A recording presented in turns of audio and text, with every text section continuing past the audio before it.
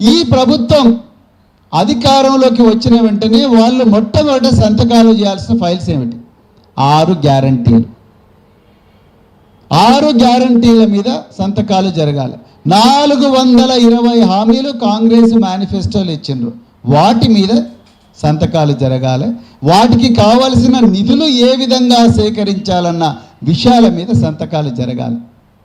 కానీ అవేవి జరగలేదు. మరి జరిగినవేంటి? మొట్టమొదట రాగానే లగచర్ల 100 సంవత్సరాల నుంచి రాత్రి మొదలు గిరిజన బిడ్డలు వాళ్ళు కాయకష్టం చేసి నడుములు వంచుకొని మరి పాములు గుట్టినా తేళ్లు గుట్టినా కొడవళ్ళతోని గడ్డపారలతోని వ్యవసాయం చేసి ఆ భూములను చదును చేసుకుంటే పోతనే దాదాపు 2000 ఎకరాలు 3000 ఎకరాల భూములు ఫార్మాసిటీ అని తన అల్లుడికి సృజన్ రెడ్డికి కట్టబెట్టడానికి లగచర్ల భూముల దోపిడీ. ఇక దాని తర్వాత ఇంకో దగ్గర భూముల దోపిడీ, ఇంకొక దగ్గర భూముల దోపిడీ. ఇంతకుముందు ఒక సోదరుడు చెప్పిండు, హైదరాబాద్ నగరం నడిబొట్టున పరిశ్రమలు బాగా డెవలప్ కావాలని చెప్పి 9292 ఎకరాల భూమిని రకరకాల ప్రభుత్వాలు సేకరిస్తే ఆ భూములను హిల్ట్ పేరు మీద హైదరాబాద్ ఇండస్ట్రియల్ ల్యాండ్ ట్రాన్స్ఫర్మేషన్ అని చెప్పి హిల్ట్ పేరు మీద దాన్ని రియల్ ఎస్టేట్ కంపెనీలకు కట్టబెట్టే కుట్ర జరుగుతూ ఉన్నది. తెలంగాణ తొలి ముఖ్యమంత్రి కేసీఆర్ గారు 16,000 ఎకరాలను ఫార్మాసిటీలు మరి ఇతర పరిశ్రమలను డెవలప్ చేయాలని చెప్పేసి భూములు సేకరిస్తే పోచారం దగ్గర ఆ భూములను ఫ్యూచర్ సిటీ పేరు మీద వాటిని గుంజుకొని ఆ ఫార్మా కంపెనీలు ఎవరికైతే అలాట్ అయినాయో వాళ్ళని కూడా బయటికి పారదుంటారు. ఏ విధంగా అయితే రియల్ ఎస్టేట్ ఏజెంట్లు భూములు తీసుకొని వాటికి రోడ్లు ఇస్తారో ఆ విధంగా 16 ఎకరాల భూమికి 4,000 కోట్ల రూపాయలతోని ఇప్పుడు రోడ్లు వేస్తున్నట్టు అవి సీఎం రమేష్ అనే ఆంధ్ర ప్రాంతం కాంట్రాక్ట్కి ఇచ్చింది. ఇవన్నీ కూడా మనము కాకతాళీయంగా జరుగుతున్న సంఘటనలు కావు. అందులో భాగమే ఈరోజు మూసీ సుందరీకరణ 3,200 ఎకరాల భూమిని సేకరిస్తున్నారు. ఈ భూములు మామూలు భూములు కాదు, ఇందులో వేల కుటుంబాలు లక్షల కుటుంబాలు ఇక్కడ నివాసం ఉంటున్నాయి గత 100 సంవత్సరాల నుండి. మిత్రులారా, ఇక్కడికి కేవలం ఒక 500 మీటర్ల దూరంలోనే ఎర్రమంజిల్ కాలనీ ఉన్నది. ఎర్రమంజిల్ కాలనీలో 2004 సంవత్సరం నుంచి 2006 సంవత్సరం వరకు నేను నివాసం ఉన్నా. మేము ప్రభుత్వ క్వార్టర్లో నివాసం ఉన్న అక్కడ ఎమ్మెల్యేలు ఉండేవాళ్ళు, ఐఏఎస్ ఐపీఎస్ అధికారులు ఉండేవాళ్ళు. నిమ్స్కు దీనికి సోమాజిగూడ ప్రెస్ క్లబ్కు మధ్యలో ఉన్నదే ఎర్రమంజిల్ ఆఫీసర్స్ కాలనీ.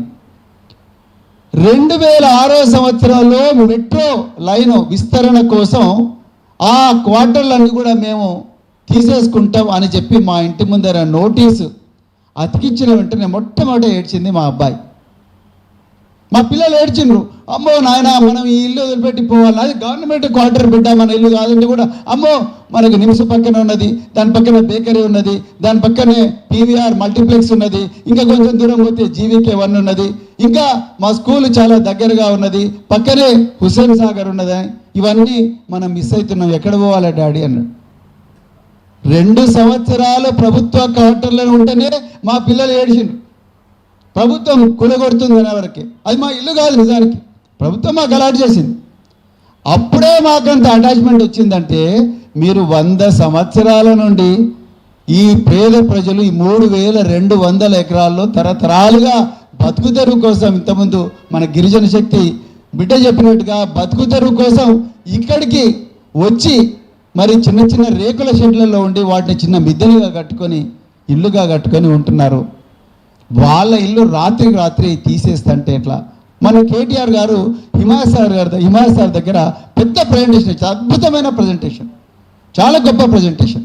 16,000 కోట్లతోని ఒక్క ఇల్లు కూడా కూలగొట్టకుండా మూసీని, జీవం లేని మూసీకి ఏ విధంగా పునర్జీవం ఇచ్చిండ్రు అనే దాని మీద అద్భుతమైన ప్రజెంటేషన్. అది వర్క్ ఇన్ ప్రోగ్రెస్, ఇంకా రాబోయే రోజులు ఇంకా చాలా చేయాలని కూడా వారు చెప్పడం జరిగింది. కానీ దాని పక్కనే పొంగులేటి శ్రీనివాసరెడ్డి గారి ఇల్లు ఉన్నది. మేము హిమాయత్ సాగర్కి పోతుంటే రైట్ సైడు హిమాయత్ సాగర్ చెరువుకు ఆ రోడ్డుకు మధ్యలో పొంగులేటి శ్రీనివాసరెడ్డి గారి 2, 3, 4, 5, 6, 10 ఎకరాల బంగ్లాలో ఆయన ఉంటున్నాడు. నాకు ఆ రోజు అనాలనిపించింది. నిజానికి మనం అందరం పోయి ఆ పొంగులేటి శ్రీనివాసరెడ్డి ఇంటి మీద నోటీస్ పెడదామని. దాని పక్కనే గడ్డం వివేకానంద్, ఆయన 12 ఎకరాల భూమిని ఆక్రమించి దాని మీద మరి అక్కడ కూడా ఒక ఫామ్ హౌస్ కట్టుకున్నాడు. మరి వాళ్ళ ఇళ్ళ మీద నోటీసు ప్రజలు అతికిస్తే ఇప్పుడు మీరు రాస్తున్నారు కదా, RBX అని ప్రతి ఇంటి మీద రాస్తున్నారు. మేము కేటీఆర్ గారితో మేము చాలా చోట్ల కూడా ఈ మధుర్ పార్క్, రిడ్జ్, ఆ విధంగా ఉన్న చాలా అపార్ట్మెంట్స్లోకి మేము వెళ్ళడం జరిగింది. అసలు వాళ్ళ కళ్ళలో భయం ఉన్నది, ఏడుస్తున్నారు, ఏం చేయాలో అర్థం కాదు, ఎగ్జామ్స్ ఎట్లా రాయాలో తెలియదు. కానీ ఇక్కడ క్రూరమైన కుట్ర ఏంటంటే ఈ బాధలన్నీ కూడా ప్రజలకు తెలవడం లేదు. ఎందుకు? Information and public relations department ఎవరి దగ్గర ఉన్నది? పొంగులేటి శ్రీనివాసరెడ్డి దగ్గర ఉన్నది. వెలుగు మట్లలో దాదాపు 1000 కుటుంబాలను రాత్రికి రాత్రే 4000 మంది పోలీసులతోని బుల్డోజర్లతో కూలగొట్టింది. ఎక్కడన్నా ప్రజలకు తెలిసింది ఆ విషయం? తెలవలేదు. గాజాలాగా మార్చిండ్రు.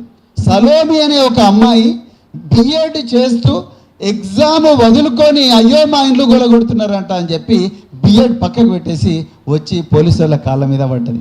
అమ్మాయి ఎగ్జామ్స్ పోయినాయి. ఒక మహిళ 70 సంవత్సరాలు ఉండే మహిళ, నాయన మొన్ననే ఇల్లు కట్టుకొని సున్న వేసుకున్నాం, మీరు కూలగొడుతున్నారు, కనీసం ఒక్క 5 నిమిషాలు ఆ ఇంట్లో అడుగుపెట్టి అక్కడ ఆ గోడలను తాకనివ్వండి బాబు అని అడుక్కున్నా కూడా ఆ మంత్రి గారి మనసు కరగలేదు. పైగా మంత్రి గారు ఏమంటున్నారు? మీరు పెయిడ్ బ్యాచ్ అంటున్నారు, మీరు ల్యాండ్ మాఫియా అంటున్నారు. ఆయన వార్తలన్నీ కూడా పతాక శీర్షికల్లో పత్రికల్లో వస్తున్నాయి. ఎందుకు? ఆయన information and public relations minister, ఆయనే రెవెన్యూ మినిస్టర్.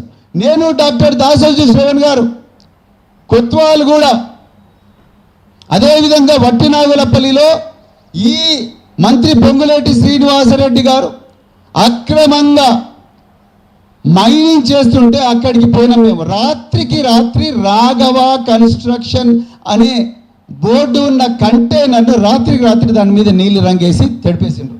ఒక మంత్రి చేయాల్సిన పనేనా అండి? మొన్న కేటీఆర్ గారు వట్టినాగులపల్లిలో 3 ఎకరాల 1965వ సంవత్సరంలో 3 ఎకరాల భూమి కొనుక్కున్న ఒక వయోవృద్ధుల కుటుంబంతో కలిసి ప్రెస్ మీట్ పెట్టారు. సాక్షాత్తు మంత్రి పొంగులేటి శ్రీనివాసరెడ్డి వాళ్ళ ఇంటికి పోయి 3 ఎకరాలు నాకు ఇస్తావా ఇయ్యవా అని చెప్పి అడిగితే, దాని తర్వాత ఆయన కొడుకు హర్షారెడ్డి 70 మంది బౌన్సర్లతోని ఆ గోడలు కూలగొట్టడానికి పోతే హబీబుల్లా అనే ఒక గచ్చిబౌలి ఇన్స్పెక్టర్ ఆ హర్షారెడ్డి మీద రాఘవ కన్స్ట్రక్షన్ మీద ఎఫ్ఐఆర్ చేస్తే రాత్రికి రాత్రి హబీబుల్లాని ట్రాన్స్ఫర్ చేసిండ్రు. ఆయనకు మళ్ళీ పోస్టింగ్ రాదు ఈ గవర్నమెంట్లో, నేను బరాబర్ రాసిస్తాను. ఈ విషయాలు బయట ప్రపంచానికి తెలియనివ్వరు. ఎందుకంటే information and public relations department మంత్రి దగ్గర ఉన్నది. మనం ఎక్కువగా మాట్లాడితే ఇప్పుడు అసెంబ్లీలో, ఇప్పుడు దాసోజీ శ్రవణ్ గారు ఉన్నారు, అసెంబ్లీలో హేట్ స్పీచ్ అనే ఒక కొత్త బిల్లు తీసుకొచ్చారు రేవంత్ రెడ్డి గారు. నేను ఆ ముందు మాట రేవంత్ రెడ్డి గారే రాసిండ్రు. ముందు మాట అంటే ఆయన ఎవరితో రాయించిండు తెలియదు, ఆయన సంతకం ఉన్నది, ఆయన పేరు ఉన్నది. ఆ ముందు మాటలో ఈ రాష్ట్రంలో ఇప్పుడున్న న్యాయాలు, ఇప్పుడున్న బిఎన్ఎస్ భారత న్యాయ సంహిత అంటే ఒకప్పుడు IPC, అందులో సెక్షన్లలో చాలా లొసుగులున్నాయి. కానీ ఇంకా ఎక్కువగా శిక్షలు పడాలి. ఈ ప్రభుత్వాన్ని ఎవడు పడితే వాడు విమర్శిస్తున్నాడని ప్రభుత్వ అధికారులకు అపరిమితమైన అధికారాలు ఇచ్చి హేట్ స్పీచ్ బిల్ ఒకటి ఇంట్రడ్యూస్ చేస్తున్నారు. అంటే రేపు మీరు ఈ మూసీ బాధితుల మీద మాట్లాడలేరు, అక్కడ జరుగుతున్న విధ్వంసం మీద మాట్లాడలేరు. రేపు 3200 ఎకరాల భూమిని ప్రభుత్వం ఆక్రమించుకొని ఆ 12,000 కుటుంబాలను నిరాశ్రయం చేసి అవన్నీ కూడా ఒక మెగా కృష్ణారెడ్డికో, ఒక రాఘవ కన్స్ట్రక్షన్కో, ఒక నవయుగ ప్రాజెక్టుకో, లేకపోతే అంతర్జాతీయ సంస్థలకు ఇచ్చి పేద ప్రజలందరినీ కూడా ఇంకెక్కడో జవహర్ నగర్, గబ్బిలాలపేట, జవహర్ నగరు, లేకపోతే దమ్మాయిగూడ డంపింగ్ యార్డ్లకు పంపించి ఆ పిల్లల జీవితాలను, ఆ కుటుంబాల జీవితాలను విధ్వంసం చేస్తే దాని గురించి ఎవ్వరూ మాట్లాడకూడదని చెప్పి హేట్ స్పీచ్ బిల్ తీసుకొచ్చాడు.